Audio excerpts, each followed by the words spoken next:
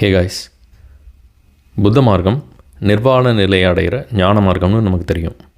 இதில் துறவிகளுக்கு மட்டும் இல்லாமல் பொது வாழ்க்கைக்கும் பயன்படுற சில விஷயங்களை சொல்லியிருக்காரு. ரீசெண்டாக பாரிசாலனும் அனிமல் ஆக்டிவிஸ்ட் அரவிந்தும் ஒரு டிபேட்டில் ஈடுபட்டிருந்ததை பார்த்துருந்தேன். அதை பற்றின புத்தரோட கருத்துக்கள், அதாவது அவங்க பேசுனதை பற்றி புத்தர் கருத்து சொல்லலை, ஜென்ரலாக மீட் சாப்பிட்றத பற்றி அவர் என்ன கருத்து சொல்லியிருக்காருன்னு பார்ப்போம்.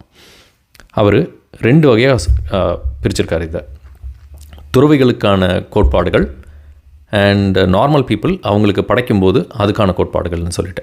ஸோ துறவிகளுக்கு அவர் 3 வகையாக அதை பிரித்து கொடுத்துருக்காரு. நான்வெஜ் சாப்பிடும்போது அதுக்கு கொல்லப்பட்ட விலங்கானது தனக்காக கொல்லப்பட்டிருந்தால் சாப்பிடக்கூடாது.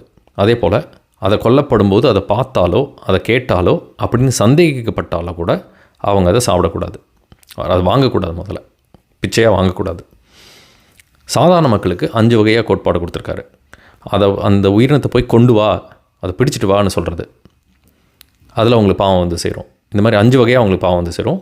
அதை போய் பிடிச்சிட்டு வான்னு சொல்லும்போதோ, இல்லை அதை பிடிச்சி இழுத்துட்டு வரும்போது அது அனுபவிக்கிற துன்பமோ வலியோ, அடுத்தது அதை போய் கொல்லுன்னு சொல்லும்போது, அதை போய் கொல்லும்போது அதுக்கு ஏற்படுற துன்பம் வலி, அதனால் இது 4ஐயும் கடந்து இப்படி கொல்லப்பட்ட உணவை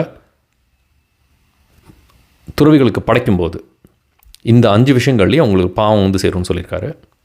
மஜ்ஜிம நிகாயம் 55வது நூலில் இதை கொடுத்துருக்காரு அவர். விருப்பம் உள்ளவங்க அதை தேடி பார்த்து தெரிஞ்சுக்கோங்க.